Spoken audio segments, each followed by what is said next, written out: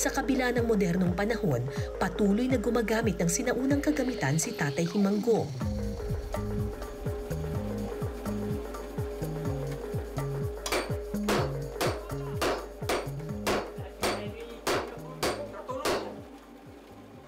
Ilang ulit isinasalang sa apoy ang bakal para maihulma ito.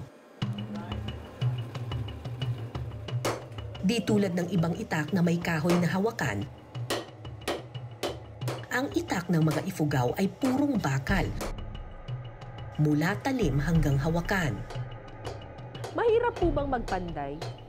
Talagang mahirap talaga. Bakit po mahirap? Apoy naman. Tsaka tignan mo yung ayun ang pimalas ng tiyok, nagbibiggang yung landok, ganyan mo, wala na, ganyan mo, ang pagkasta, marami dito. Nagkakasugat kayo? Sugat-sugat, ganyan. Walang tigil na pupukpukin ng bakal hanggang maging matalas ang itak. Mas matagal, mas pulido.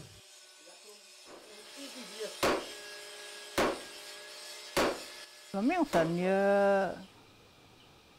kong ati ngay ati aputan ngay cara pahana. Ati aputan cara pahana tengka na tika mali na engka na mapinis ay iso nga ati aku ini ra aku pahana. Dusitan tatum na. Engka na harong na, sabali harong na. Teo garud umapo si witory timengku. Ang tagal! Nabali, basta makitang talagang maganda. Hindi basta-basta. Kapag matalas na ang bakal, daraan ito sa proseso na kung tawagin quenching. Isusubo ang itak sa langis para tumibay at lalo pang tumalim. Pagkatapos nito, maghahabi na sila ng ratan na siyang magiging hawakan.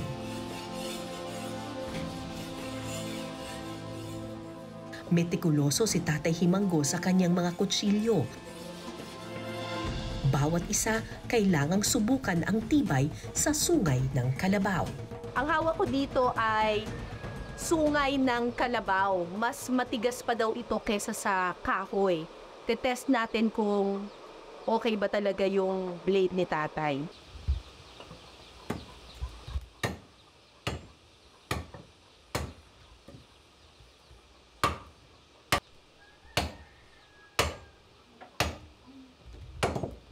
Hindi maganda yung gawa doon sa hinalong mabubungli yan o kaya mayuyupi.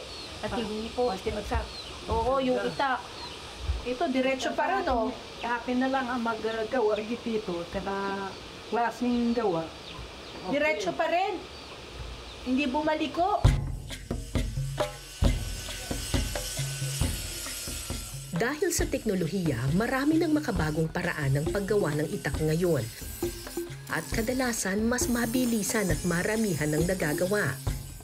Pero hindi bumibitaw sa sinaunang estilo si Tatay Himanggo.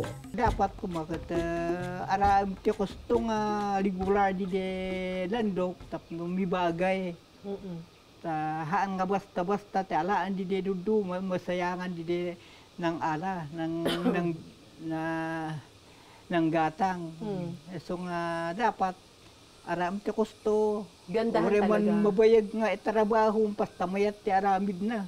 Kahit mahirapan ka. Di sa bali. Anusan.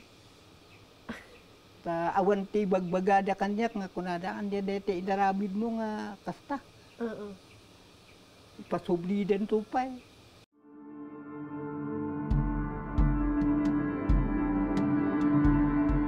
Kumpara sa ibang itak na mabibili sa mga palengke at souvenir shops, metikuloso ang pagkakagawa ng mga kutsilyong ito.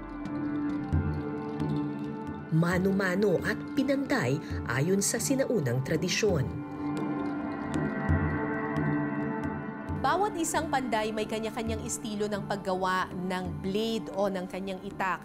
Pero merong mga paraan para malaman mo kung gaano kapulido yung pagkakagawa ng panday. Pag bumili kayo ng kutsilyo o ng itak sa Ifugao Province, ang hahanapin nyo kaagad, bakal dapat yung handle. Yan yung tatak ng Ifugao Province. Ibig sabihin yan, bakal yan, buong-buo yan mula blade hanggang handle, buong bakal yan. Walang risk na mangyayari yung matatanggal yung blade doon sa kahoy. Ang ginagawa nila, binabalot nila ito ng ratan at itong itak na ito, tingnan ninyo, napakapino ng ratan na handle nito. Napakaganda. Ito namang sa pagitan ng handle at saka ng blade, ang tawag dito ay yung pusod ng itak o navel. Makikita nyo rin dito kung gaano kagaling yung panday kasi napaka-symmetrical niya at napakapulido ng gawa. Siyempre, titingnan nyo yung mismong blade. Sisilipin ninyo kung diretso ba siya at hindi siya baliko. Pati dito, kung diretso at symmetrical ba yung pagkakagawa dun sa mismong blade.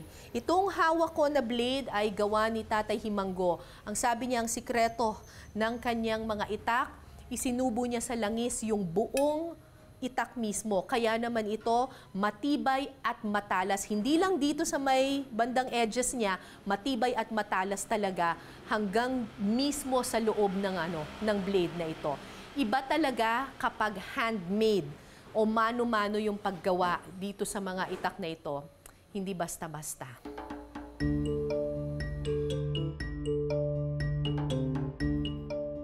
Sa tindahang ito sa Banawe, matatagpuan ang ilan sa mga pinakamagagandang obra ni Tatay Himanggo. Bakas ang tibay at ganda ng bawat isa kahit gaano na katagal ang mga kutsilyong ito. Yung mga gawa po dito sa amin is fully handmade. Pinagtiyagaan po talaga yan, ma'am. As mentioned by Tatang Himanggo na yung isang blade is hindi lang niya tinatapos ng isang araw or dalawang araw. Binibigyan po talaga yan ng attention at panahon po. And then matyaga po talaga yung panday. Sa akin po, nakikita ko po yung sakripisyo ng isang panday. Gusto ko po na ma-preserve pa rin yung Ifugao blades namin para sa susunod na generations po ay makikita po nila kung paano, kung anong itsura ng isang Ifugao blade. Maraming salamat sa pagtutok ninyo sa Eyewitness, mga kapuso. Anong masasabi ninyo sa dokumentaryong ito? I-comment nyo na yan. Tapos mag-subscribe na rin kayo sa GMA Public Affairs YouTube channel.